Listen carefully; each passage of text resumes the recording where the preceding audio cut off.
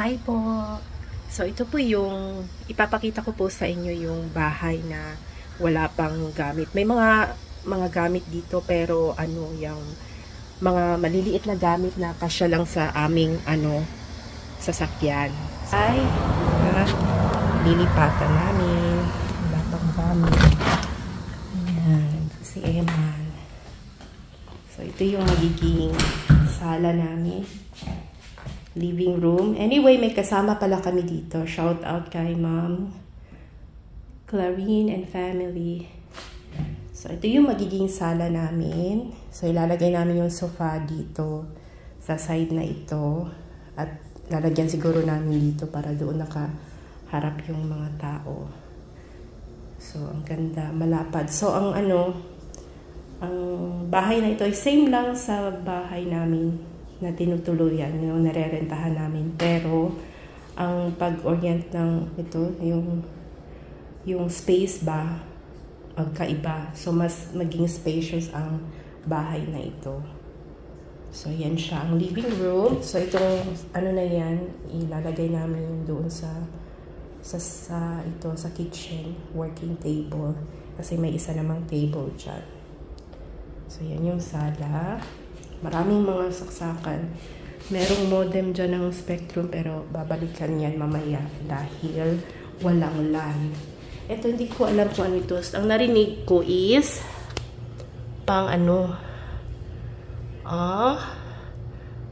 carbon monoxide alarm. Carbon monoxide alarm. So mga pintura, no? Sama. Sige na pinter niya. Oo. Feeling ko nag-filter siya ng yung ito, pintura. So, ganyan yung living room. And then, ito naman yung dining room. So, ang lapad ng dining room. So, dyan talaga. Isa lang na table lalagay namin na may 6 chairs. Ha? Nakapatay ka. And then, may lalagay ako dyan ng cabinet para coffee place. Tapos lalagyan ko ng mga feeling ko na na siya, na suffocate sila. So na sila, suffocate ang mga flies dito, mga bangag dyan. So lalagay din namin yung mga di kuryente ng mga kung ano-ano doon sa cabinet. Then, ito naman ang kitchen. So, maglagay lang ako dito ng working table kasi walang At dito na lang siguro din yung sa working table, yung aragod gang parang rice cooker, no? Kaya sila po naapoy rice cooker, no? So, dito na lang din yung rice cooker. Yan, ang ganda ng bago pa ata ang mga kaysa yung sa kabila, parang used na siya.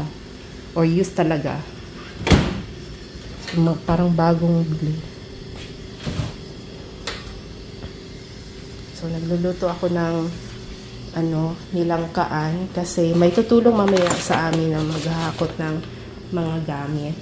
Ito naman ang nabili namin na refrigerator. Second hand lang din. So, kung wala akong ginasto dito dahil kung ano yung ginamit namin doon kasi yung susunod sa akin ay bibigyan niya din ako ng share. So, ayan. Ito yung nabili namin. So, mas malaki ito kaysa doon. Yan. So, nabili namin ng 220. Yung sa amin maliit lang, 190 ata yun. Ayan. Malaki siya. Pang dalawa talaga siya na family. So, dito yung freezer. Tapos, meron siyang filter na tubig. Hindi na lang siguro namin gagamitin. Kung walang makaano sa amin, makatulong paano gawin. Kasi kailangan niya pala ng outlet ng tubig. Nandiyan si Emma nagpapatay ng langaw. Kasi yung pagpunta namin dito, may mga nakapasok na langaw.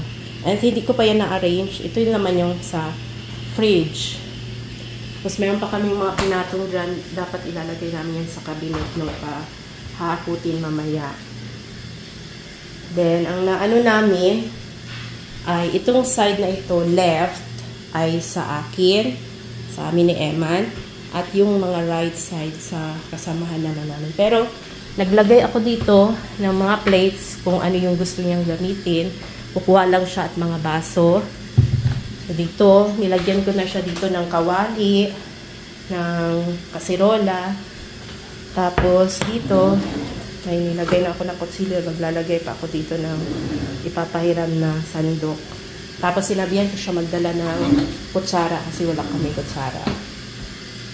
Yan. So ito naman yung pangluto. Ito naman ang kanya. Yan. So mga plate na ano. Sa amin, dito naman left side. Yan yung mga plate na pinatuyo na dito sa pagkatapos na maghugas. So same din sa taas yung kagaya sa kanya.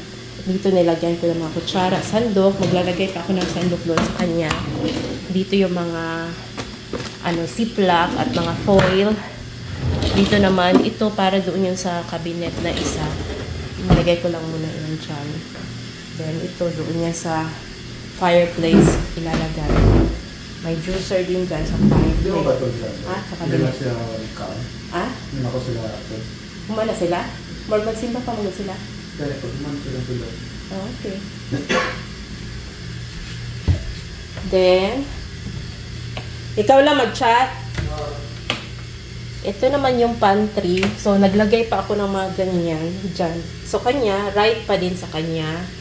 And then, sa akin ang left. Pero, halos lahat naka-left na sa akin yan. So, yan yung pagka-arrange ko. Doon yung mga karton na mga biscuit at kung ano-ano. And then, dito mga condiments, mga dilata, mga pang sweets, yan dyan, mga pancake.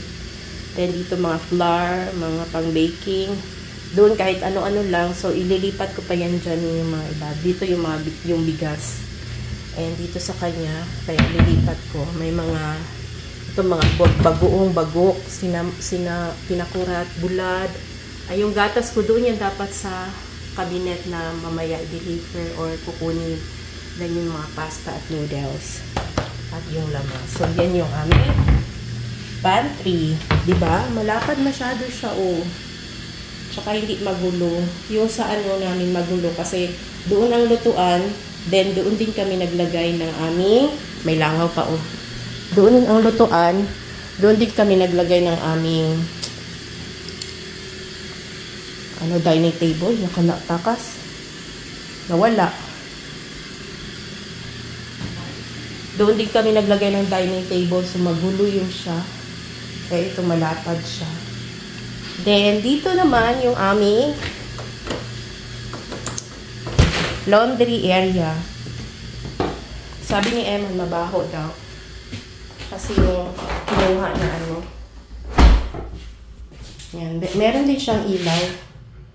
Ilaw to sa labas. Dito pala ang para sa loob. Hindi. Wala. Sana nga yun?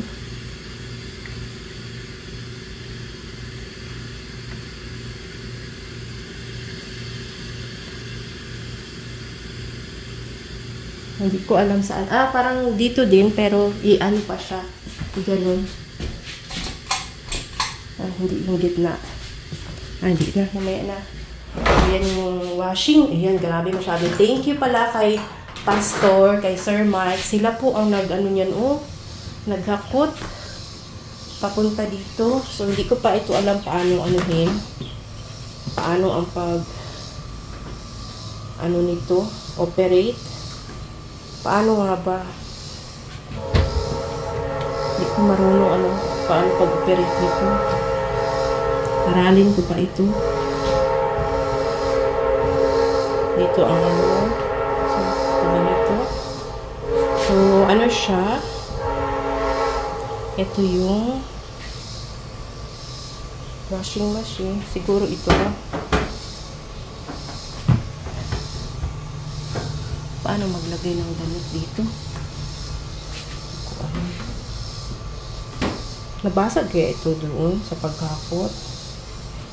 Bosch. So, aralin ko yan mamaya. Then, ito naman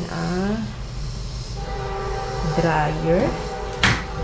Dito siya, oh. Kabila. Ayan. So, ito yung washing machine. Nabili naman namin ito ng 220 din. So, tag 110 kami. So, yung nabili namin na ano noon, 350. Nabili namin na washing machine noon at dryer, 350. Plus 50 na delivery fee. So, meron pa akong na ano na sa akin. Kasi ito 220 lang. 250 kasali yung ano. Yan. So, yan yung aming washer, dryer. Ang ganda niya, malapad. So, plano namin ilagay dito yung rack para sa sapatos namin. Ano pa ba? Lalagyan ng sabon. Yun na yun. Ato, kala ko hindi yun ayusin. So, may hagdan siya na ano. Dito, meron kami kapitbahay. First time ko makalabas. Si Emma, dito tatambay, nag-iyos. So, ang ganda niya.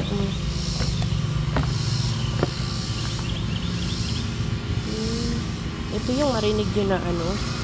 Ganyan ang itsura niya.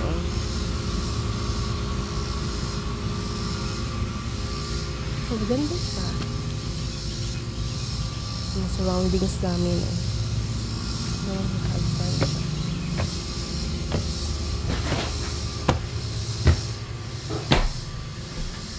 Wapo, dire no? Kaya nasa nato. Wapo dito sa doon. Bye-bye. So, may blinds din silang nalagay, oh. Tapos, kami na naglagay niyan, oh. Ang lalagyan ng trapo. And then, ito naman yung kwarto ng aming kasama. Malaki ang kanilang bedroom. Kasi 4 sila. At saka meron silang fireplace. Kami, wala kaming ganitong fire. Nilagay muna namin yung mga gamit kasi ilalagay pa yung mga gamit na iba. Uy, malamig. Dito sa kanila. Malamig ang kwarto nila. Kasi nakasarado. So, ito yung kwarto nila. Malapad ang kwarto nila. Hindi silang closet. Then, dalawa ang door. Kasi itong door na ito para sa sala at CR.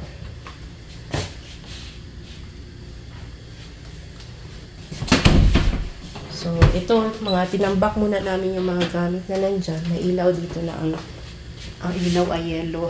Parang bumbilyan. So, ito naman yung lalagyan namin ng mga nilabhan.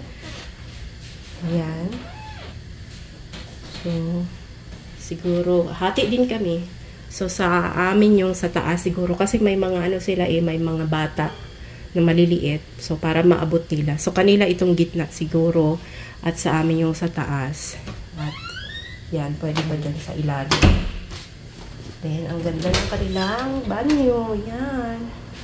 Ito yung banyo. So, ginamit na namin itong banyo. Malinis. Tapos, hindi ko pa napunasan ng salamin. Hi.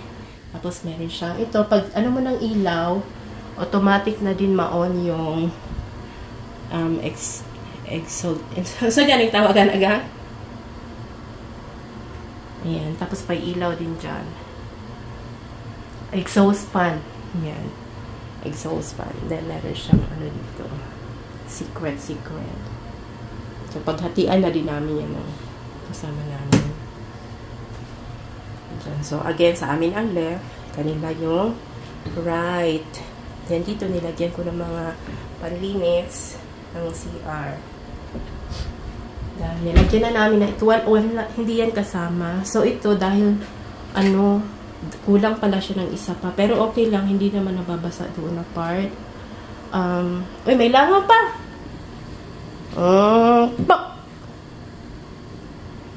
So, ayan yung aming banyo, liguan.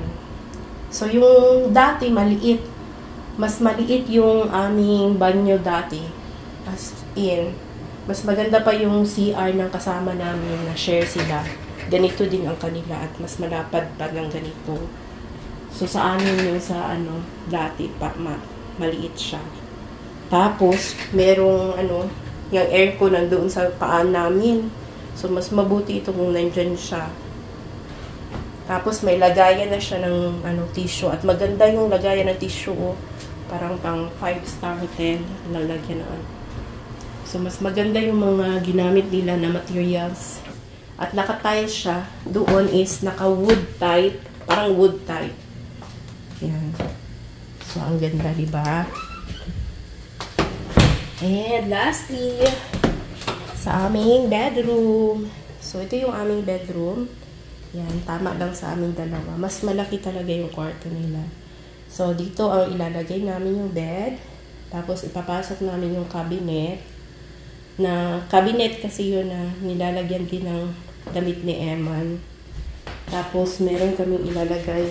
Dito ko siguro ilalagay yung hanger ni Eman. Yan, lalagay ko yung hanger ni Eman dito. Gusto ko din sana ilagay dito yung yung table. Table para sa work. Pwede din siguro, depende na paano. At doon na lang siguro yung hanger ni Eman para tabunan din itong bintana na ito. Tsaka malapit din siya sa damit. So, yan yung aming kwarto. So, meron din siyang ganyan. Naka-on. So, ganito. Maganda, diba? Mas maganda ito na bahay kaysa sa dati. Yan. Thank you po sa hindi pa po nakapag-subscribe sa YouTube channel natin. Subscribe na po kayo sa Teacher Pressy in USA. And thank you pala sa ating mga subscribers na patuloy na sumusubaybay sa mga uploaded videos natin. Thank you! Bye-bye po!